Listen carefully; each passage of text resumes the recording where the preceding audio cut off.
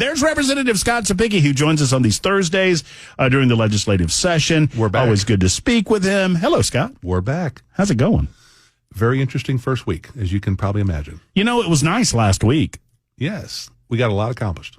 How was down there in Murray County? You guys get a lot of snow? About 7 inches. The worst day was when it started to warm up that one day and then had that deep freeze. Yeah, the ice. Turned the ice. Yeah, I drove in every day, and the only day that I was a little nervous was after the little warm up and the ice, because you know what? If you know what you're doing, you can drive on snow. If you got a 4-wheel drive, particularly, nobody can drive on ice unless you got snow tires. On ice, the 4-wheel drive helps you get out of the ditch you just slid into. Right, after it melts a little bit. Right. Well, it was nice to not have the General Assembly in session to worry about, but now you're back. Yes.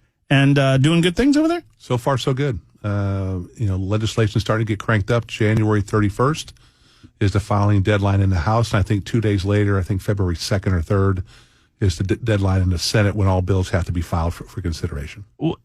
I don't know if you guys are able to focus on what's happening from a federal perspective. I imagine that you can chew gum and walk down the hall at the same time. So you're dealing with state issues and at the same time watching what's going on at the southern border. I believe that there are two existential threats to the United States. One's long-term, that's our debt. I believe without dealing with that over the next 10 or 15 years, we're going to cease to exist as a country that we know. The more immediate existential threat is happening right now at the southern border. I was proud to see that the governor issued a statement this morning supporting Texas. Texas is saying no. Texas is saying, look, we understand that the Supreme Court says that the Border Patrol can cut our razor wire and whatnot, but we're here to defend the state of Texas. We're here to defend our citizens and to defend the Constitution of the United States of America in the absence of a Biden administration that will not do it. What, if anything, can the state of Tennessee do to support Texas? Well, I would be willing to bet you right now that there's probably a representative that's probably getting some kind of joint resolution going, showing our unequivocal support for our brethren in Texas and their rights to stand up and defend their own citizens, like we would have a right to defend our own citizens in Tennessee from foreign terrorists or foreign invasion. I think they've got a great cause down there on the southern border. They're fighting for us. I told you off the air, we sent 100 of our volunteers from Tennessee down to the border to help our Texas friends out. And I'd be willing to bet you that from what I've heard, I can't confirm this, but what I heard is the National Guard is possibly looking in to asking for volunteers to go down to help Texas once again. Let's hope it happens. But it does affect us here in Tennessee. Every state's a border state. You were telling me a story walking down the hall. We were talking education, and I know you're laser focused on the issues involving education, particularly this session. We'll talk about the choice bill and the scholarships in just a moment. But tell the story. You were telling me that you have school teachers telling you that they have new kids in classrooms and they don't know what to do with them. Yeah, that's right. The new border is your classroom in your county. We've got people coming here from all over the country that are winding up in our classrooms, and according to federal law, if they show up, we have to educate them. And we've got kids that are in their 5th, 6th high school years that are showing up and speak zero English and are being integrated into these classrooms, which is causing a lot of undue stress on our teachers of trying to figure out, okay, I'm teaching freshman English, and I've got someone in the classroom that's now an English language learner that's going to get help other places in the school, but they're expected to be in my classroom, and I have to teach them when they don't understand a word I'm saying. And so this border issue is all over, not only us, but it's all over the country. I can't imagine. What are you supposed to do if you're a teacher? You do the best you can. And that's all we ask. Just do the best you can. And, you talked about, we watch Washington, right? There's a lot of head shaking going on here in Tennessee about what's going on in Washington. And I would kind of push back on you a little bit about the biggest existential threat is Joe Biden. Well, sure. And we have got to get that under control. Mr. Wise Guy over here. Don't touch me, Joe. Just don't sniff anybody's hair, Joe. But, we're at critical mass right now, especially in Tennessee, of the fentanyl coming across the border, the illegals coming across the border. They're illegals. They're not migrant residents or migrant whatever. They're illegals coming across the border. They're winding up in our schools. They're winding up in our jails. They're winding up on our social services. And we have got to get this fixed ASAP, because even if we do get it fixed, we close the border, they're all here still. We got to figure that out. I like the fact that over the last couple of years, we've eliminated one of the talking points that liberals always used to give us is, well, they're not a net drain. They're a net benefit because they spend their money and they make money and they spend money in this country, and that's going to benefit these communities. Ask New York.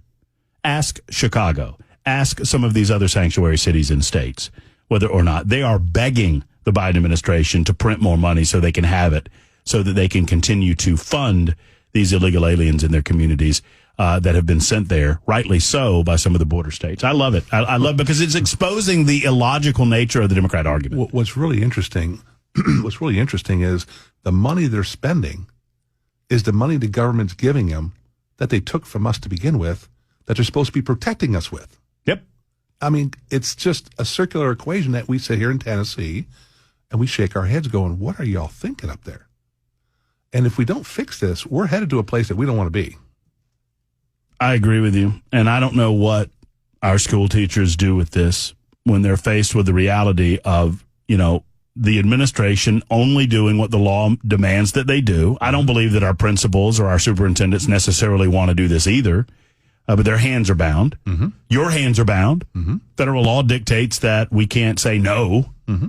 And the teachers are left carrying the burden of this, where they try to do the best they can to teach the students that can actually understand them in the midst of a classroom, as you described it, where there are kids who don't understand what they're saying. And the odds of these people who are showing up illegally here that are paying property tax on something they own is probably zero, mm-hmm. which means they are a direct burden to the taxpayer of Murray County or Williamson County. They are 100% on our dime, and this is not right. No, it's not. And hopefully Tennessee will step forward. And I understand that the governor, I'm not knocking the governor. He did make a statement today. I want him to get on the show. I want him to talk to Middle Tennessee. I want him to talk to the entire state. And I'd love to see, as you mentioned, the possibility of more National Guardsmen from the state of Tennessee going down and assisting Texas in any way we can. If I can throw some in real quick, when we talked about sending the 100 troops down there, Governor Lee called Governor Abbott and said, what can we do? What is substantial for us to do for you, mm-hmm. right? And he said, I need bodies, right? Mm-hmm. So we asked for 100 volunteers, and we sent 100 volunteers down there. Possibly Governor Lee is in contact with Governor Abbott saying, okay, what do you need? What can we help you with? Because whatever we can help you with on your border is actually helping us in Tennessee. Love it. Absolutely love it. I want to talk to you about more Tennessee matters with regard to some things going on in the General Assembly. I know that this is not your committee, mm-hmm. But you just told me right before we came on air, you were in the room mm-hmm. When the House Bill 1663 was being debated in criminal justice sub. And we had Representative Gloria Johnson, who just apparently made an appearance on the show. We had Gloria Johnson speaking up for the child rapists, apparently, making the odd claim that if you were to give prosecutors the opportunity to consider the death penalty in the most egregious and heinous of rape cases involving children under the age of 12, that's my understanding, that would somehow cast a chill effect over reporting, which I don't believe for a second.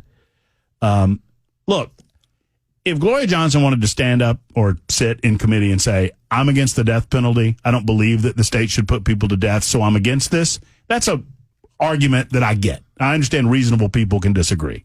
I don't understand her argument in this. What is your takeaway?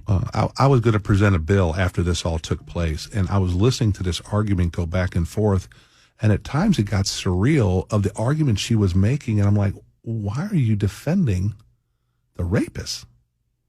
I mean, come on. And we're talking about the rape of a child under 12. Right. Okay. That is somebody that should not be in society at all, period. That you do that to a child. If she didn't like the bill, right? And I told you this. If she didn't like the bill, she could have filed an amendment to take death off the table, make it life imprisonment. And then she could have said, I can't support death. I tried to file an amendment. I'm just not going to vote. Fair enough, right? But you recognize the heinousness of the crime. I stand with Leader Lambert on what he's trying to do.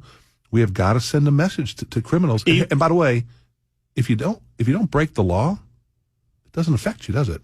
For me, and I don't want to lead the witness in any way, but for me, it's a no-brainer. For you, is it worth the cost? Because there will be a cost associated with this. In other words, we get this passed, and I think it will pass. The governor signs it. We will join, I think, 6 other states that have this on the books.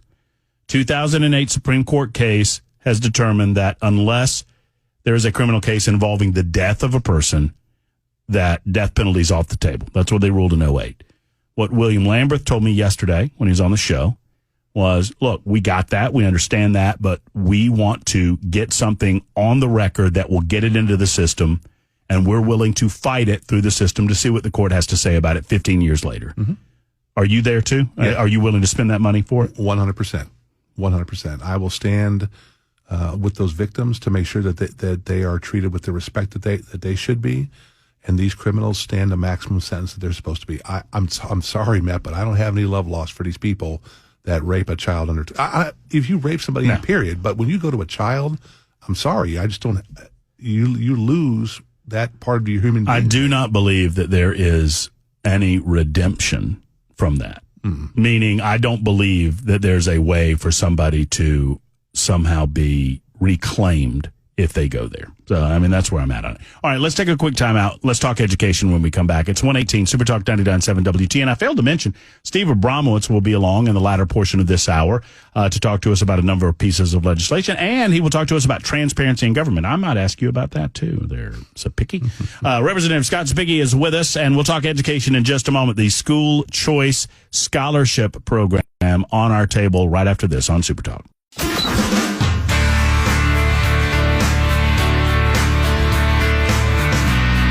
Super Talk 99.7 WTN 121, a packed hour.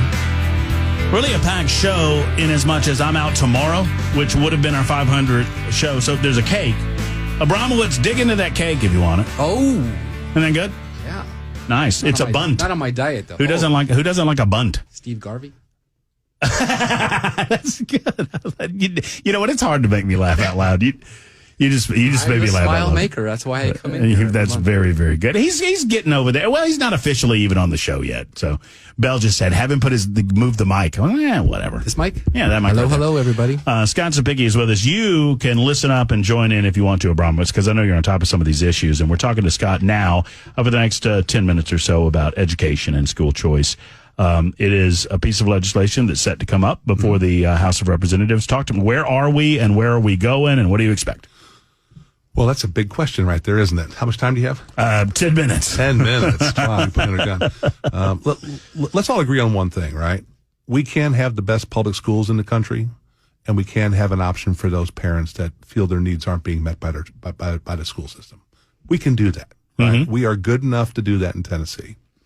I think we're going to have to really look at what the governor wants to do and how he wants to deliver the school choice. Make sure that we do things that we don't interfere with the private schools on what they're trying to deliver. Homeschoolers have made it unequivocally clear to me that they really aren't interested in government interference in the way they educate their kids. And so we got to address that. We got to look at the funding mechanism to it and how that is going to not only affect the budget, but how it's going to grow over time. We're going to have a huge campaign in Tennessee for expanding capacity of our privates.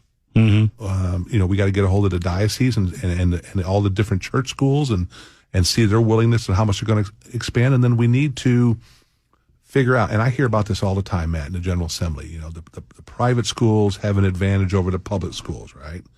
And so we are working with the public school sector right now to say, okay, identify those things to us. What do they have that if you had could get us better results in our schools? Mm-hmm. And I think what you're going to see is some type of a educational omnibus bill that we've been trying to work on specific things of more autonomy and freedom for those districts that are high performing. Teachers that are level 5 teachers, maybe getting some relaxed evaluations instead of having to be evaluated every year. If you're a level 5 teacher, we give you some more autonomy so that you don't have to worry about the evaluation so much. you can go back into funneling your time into your kids. You know, when you say that word, have you beta tested that word, omnibus? Yeah. I mean, when you say the word, people cringe. I know. But what you're suggesting is that it can be more than just the specifics of the scholarship bill. Yes. That you can do things that would benefit public education on the side. So we have the best of both worlds. So for the most part, the folks that I talk to, and I think that's a majority of Tennesseans, vast majority of Tennesseans, have no issue with giving parents more choice in terms of where their kids go to school, to give them more flexibility. But those people fear the state having more ability to regulate or control private education and homeschooling.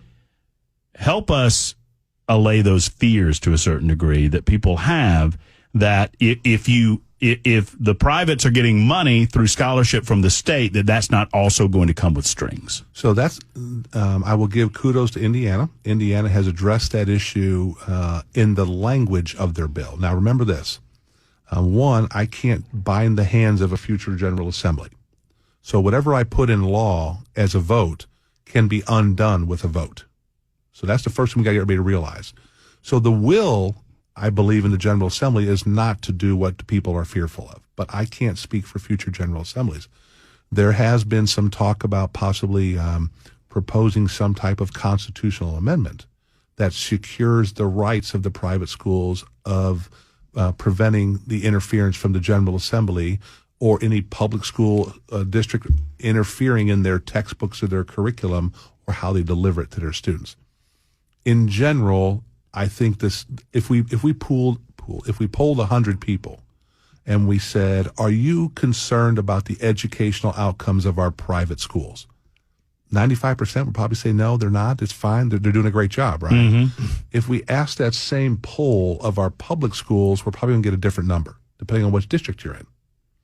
We have to figure out how we can drive up the satisfaction levels and the academic results of our public schools so that really the reason you're choosing to go to the private school, educational-wise, is equal now, is that religious component. The trick is, on the scholarship front, is to present a plan that creates some floor-level standards for who is eligible for the scholarship without that appearing to be regulations. So we can do things like Indiana did, was they said, okay, if you're going to qualify for this scholarship as a school, a private school, you have to go through certification of the state, right? We have to make sure we don't have Matt Murphy's pop-up school of education just to take advantage of the $7,000.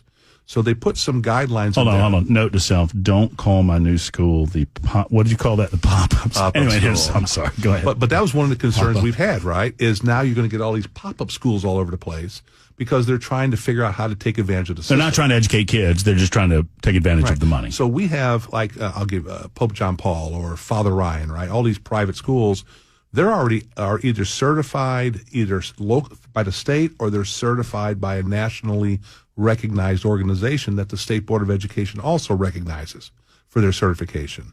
Maybe we say if you're going to take advantage of the scholarship, we do a brief cursory certification to make sure that... So it's up to you guys to clearly identify the differences to the Tennessee public between certification and regulation. Correct.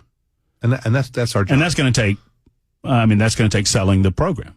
And that's our job. And when should we see some of the details? Because as Abramowitz and I have talked about quite a bit, the devil is always in the details. So I've been told that the governor's legislation, we have asked him to open up Title 49, which is education, in its entirety.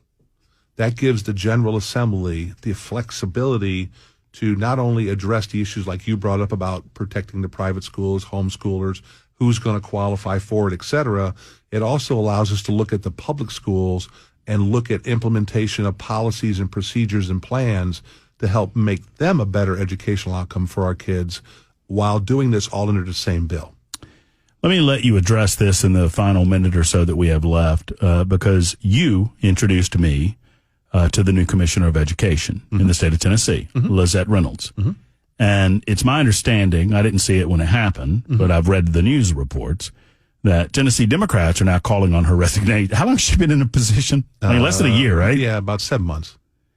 They are now calling on Lizette Reynolds to resign, claiming that she is not legally qualified for the position, citing Tennessee Code Section 4-3-802, which specifies the Tennessee Department of Education must be overseen by a commissioner who, quote, shall be a person of literary and scientific attainments and of skill and experience in the school administration, who is also qualified to teach in the school of the highest standing over which the commissioner has authority. Like Harvard.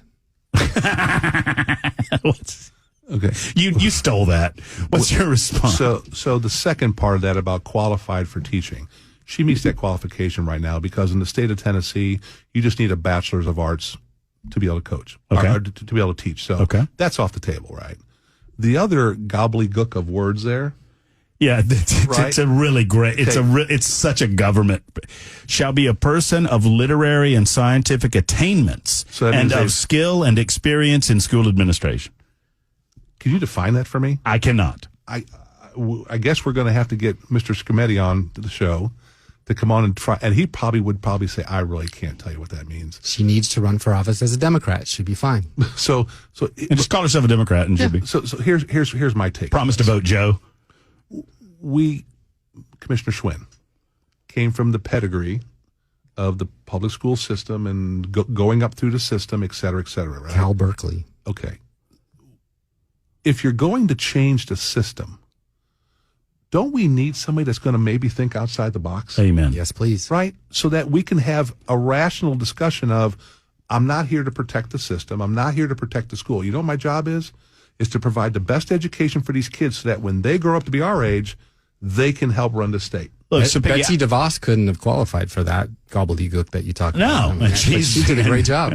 Yeah. So, you know what I do? In my opinion, Cepicky, I knew I really liked you when I found out how much Gloria Johnson hated you. So sometimes I assess my friend groups based on who hates them. So if the Democrats are yelling and screaming about Lizette Reynolds already, then I'm comfortable that I'm going to give her a shot to do a good job. I'll tell you why. They're fearful that she's going to do what's best for the kids, not the system. Well, they need to do a better job trying to get to that point where we're bettering the educational opportunities for our children instead of playing gotcha in committee rooms with her.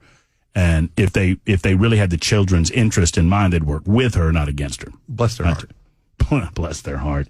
Any thoughts on the new Tennessee Titans football coach before you leave? I'm more concerned about that guy who left Michigan, to tell you the truth. Harbaugh. I mean, what a quitter. I'm sure there's a nice payday for him. So think about this, though. We lost one of the greatest coaches in...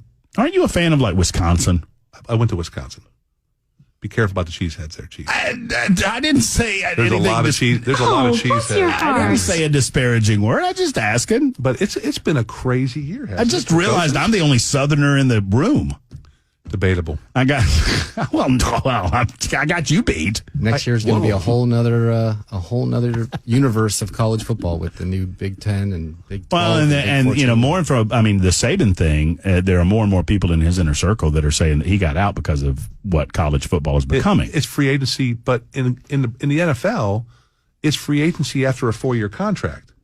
In college football, it's free agency every 15 minutes. NIL, it's going to kill it, just like they got to fix this. They got to fix it because what Ohio State's doing right now is insanity. So think about this. If you're Ohio State, now you got to pick all through Alabama's roster in the transfer portal, and you're going to get to pick through all of Michigan's roster.